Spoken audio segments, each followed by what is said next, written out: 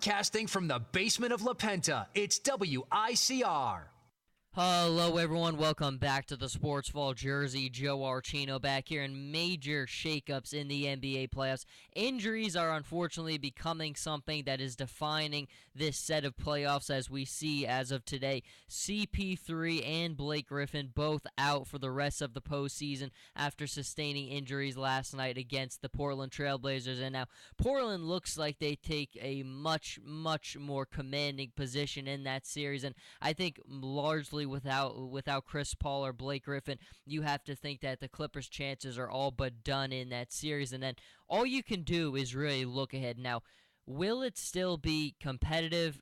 I'm afraid I can't even go that far and say that it will still be competitive, because without Chris Paul and without Blake Griffin, there's just nobody to lead that team. And I think more than anything, one of the things that the Clippers struggle with is having an identifiable leader on the floor at all times. And certainly without Chris Paul, they have no one to lead them. And without Blake Griffin's stellar play, they have no one to lead them in that department with the big plays as well. They are in as much trouble as you can get in. And I think Portland reestablished their identity last night, and I picked them to come out of on top in this series. And this was, of course, way before these injuries happened. But I just thought Portland's toughness and their just overall knitting, grit, and play, and the players on their team play like they're really guys who just don't get the recognition they deserve.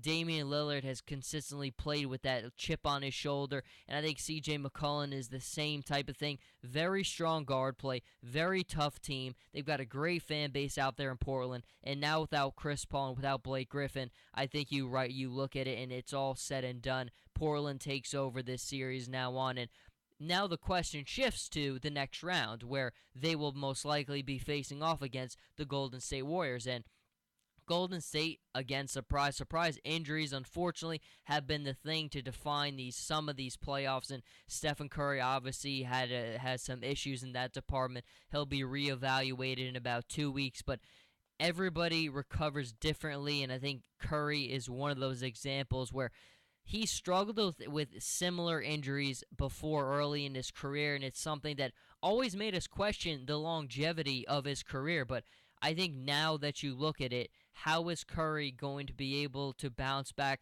How is Golden State going to be able to make it through? Now, I don't think they need him until the Western Conference Finals. Even against a team like Portland, they have enough to get past them. It's still going to be very difficult because Portland did hand them their toughest loss of the regular season. Damian Lillard went off unbelievably in that game, and it's really one of the only times where I think we've seen someone out Stephen Curry in a contest this season. But Portland plays them tough. Portland is a very good team. Again, don't have the most level of depth of some of these other teams, but the level of toughness that they play with. Terry Stotts is a great coach who elevates everyone on that team.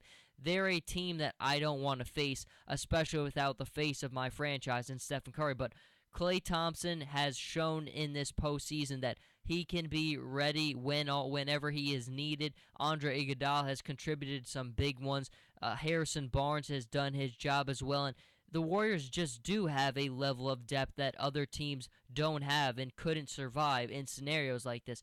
But as long as Curry is back for the Western Conference Finals, I think Golden State is fine. They can't win in the Conference Finals without him.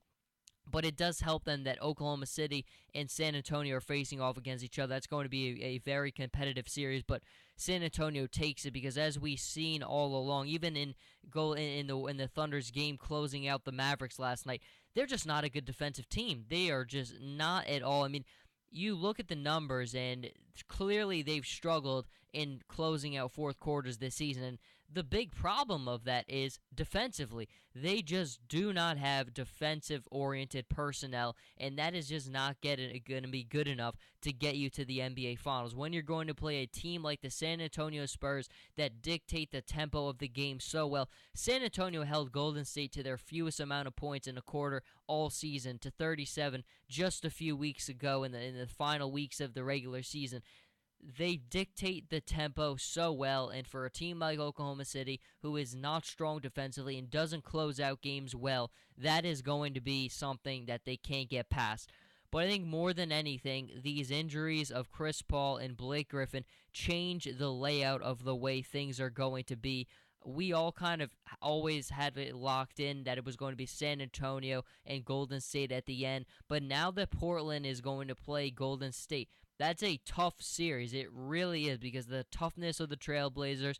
I still think Golden State gets by just because I love the coaching, I love the players, I love the depth, and how could you not love the coaching with Steve Kerr taking home Coach of the Year this season? And it's something that was incredibly well-deserved. I mean, last year, Mike Budenholzer absolutely deserved it, because what he did with Atlanta last season, he won like the Warriors did, but he was doing it without the players that the Warriors had. He had stars, he didn't have superstars, but this season, the best record in NBA history. I don't think that anyone had any doubt for a moment that Steve Kerr was going to be the Coach of the Year, and he gave credit where credit was due, gave Luke Walton all the credit in the world for taking over things while he was out, but that's just the kind of environment Golden State has created. It's an environment of unselfishness. It's an environment where when one guy can't go, whether it's the head coach or whether it's the star player, others are ready to take up their place. And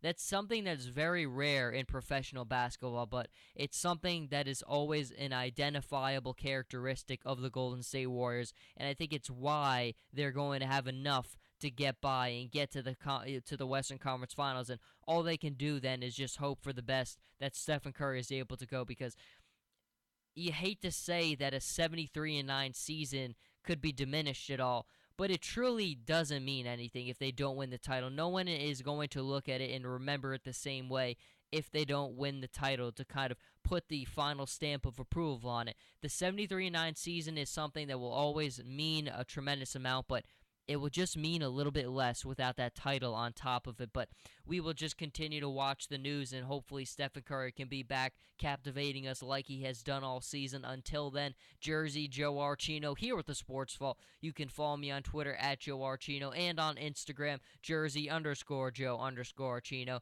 And I'll see everybody next time.